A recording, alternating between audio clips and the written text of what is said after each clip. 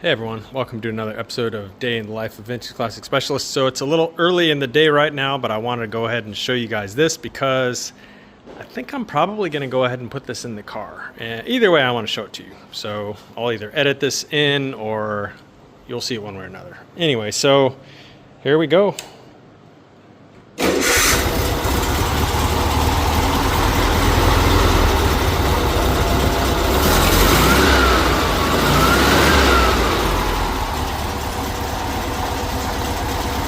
Purrs like a kitten, like a 25 horse.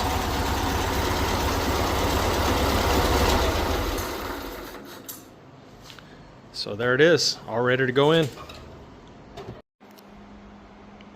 Hey guys, we are back. I guess hopefully I was able to splice in the earlier video that I took earlier in the day of this motor on a test stand running. So there you go. Anyway, as promised, I did manage to get it in the car. I want to just mention that I will be posting a separate video on the setup that I'm using to bench test the car, and I'll put links to where this super nice mount and little control box and stuff came from. So I'm not really going to spend any time on that on this video, but again, I will have a separate relatively short video just kind of on the setup. Anyway, so yeah, using my little test stand setup here, I was able to fire this motor up on the test stand and do any tuning and troubleshooting and stuff like that on the stand before it went in the car. And there wasn't much to do because, again, this motor was a running, driving motor. It's just been sitting for quite some time. So needless to say, I've been through the carburetor and the fuel pump, rebuilt those, and some other odds and ends on the motor, new plug wires, stuff like that. So really the only things that I found was that these 25 horse pulleys can make a lot of racket, and sometimes they're misleading. You think that the two halves are cinched together all the way, but if you don't have quite enough of these thick washers in here, then the nut basically bottoms out and these two aren't really like pressed together all the way, if that makes sense. And then they make a horrible racket. So that was happening at first. So tested it without the belt, found out that was going on, added a few shims in there, got the belt adjusted, boom, noise went away. So that was happening, and then there was a leak at the outlet of the fuel pump. These fuel lines with the ferrules on them are really, really sensitive to the angle at which the line comes into the pump or into the carburetor for that matter. And so pretty much getting that to stop, and fingers crossed that it stays not leaking, pretty much just a matter of like really fine tuning the shape of this fuel line so that it was coming like dead nuts, you know, centered and straight into the fuel pump. And then that really allows the ferrule, which is kind of like, you know, tapered on both ends, to really seat into both the nut and the little matching taper on the inside of the fuel pump here. So hopefully that takes care of that. No real issues up here. I adjusted the timing. It was way off.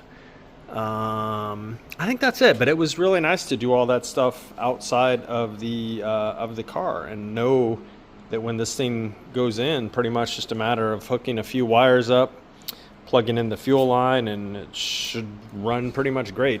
I'll have to adjust the carburetor a little bit, the idle mixture, after I take the thing out and drive it and get it warmed up. So yeah, stuff like that you can't really do on the bench. I guess you could if you ran it long enough to get it fully warmed up. But anyway, yeah, so it's really nice to be able to put a motor in that I've already tested and done some minor troubleshooting on.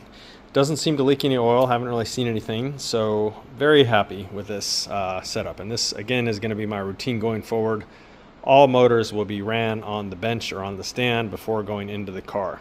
And those of you that have been following my channel know how many times that's bit me in the ass. I don't even want to know. I haven't counted them, but it's a bunch. So there you go. Anyway, so yeah, motor went in without a hitch, really. I had to make the basically the housing here for the choke cable. Somebody had like chopped it off at the body back there, so pretty much bought a choke and choke cable and housing assembly for a oval window Beetle, and then sliced and diced that and connected it to the actual choke knob inside the car, brazed that on there. I think I showed that on an earlier video. So yeah, then it's just a matter of this housing here, which pretty much goes up underneath the car up to where the cable comes out of the chassis. So it just goes and pretty much butts up against where the tube in the chassis ends. So just kind of like getting the length of that thing right and stuff like that. Not a big deal, but it works really, really smooth. I wish that the choke on my split window worked this nice. However, probably the reason it doesn't is it doesn't even have this housing on it. I don't know who put that car together, but they just have a bare wire running through there. So I think that's why it's a bit wonky. So I may go and actually like add one of those on mine. But choke still works on my car. Anyway, this one works super nice. Very, very smooth. Opens and closes the choke perfectly. So that's about it as far as what I've connected. I didn't get to the wires yet, although I did go, and some of these wires were exposed back in here previously because I had unwrapped most of this in here. Because again, on this car there was a crap ton of extra wires going every which way. Somebody had turn signals wired into this thing at some point, and gauges and all this stuff. So that's all gone, and I had previously tested all these to make sure they're doing what they're supposed to. They are. So I went ahead and wrapped these up, and then probably wrap them a little bit more here, and then route them off to their respective places, get rid of some of this ugliness going on here and make them look nice. And then yeah, still got to connect the fuel line up underneath here to the chassis. I'll put a filter in there.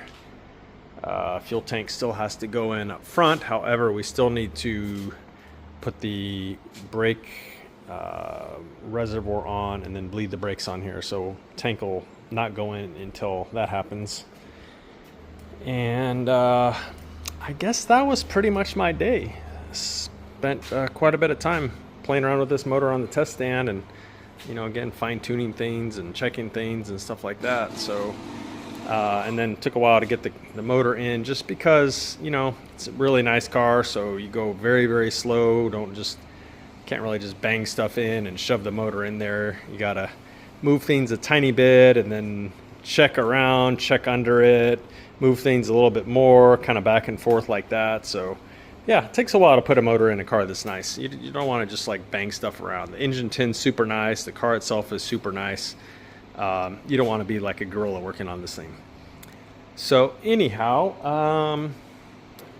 I believe that is it. This will be a little bit of a short-ish video today. However, I did want to end by thanking some people who have bought some merchandise here since last I mentioned anyone. So we've got Frank H, Ryan W, Terry S, Patrick H, Mark B, Patrick K, and Rick from Florida, Rick R. So thank you guys all for buying various merchandise from the store. It looks like the split window shirts and the barn door shirts are a pretty popular item right now. Sold quite a few of those since I released them. So thank you guys for your orders. And I guess that is it for today, everyone. So I will see you again tomorrow. Thanks for watching. Bye.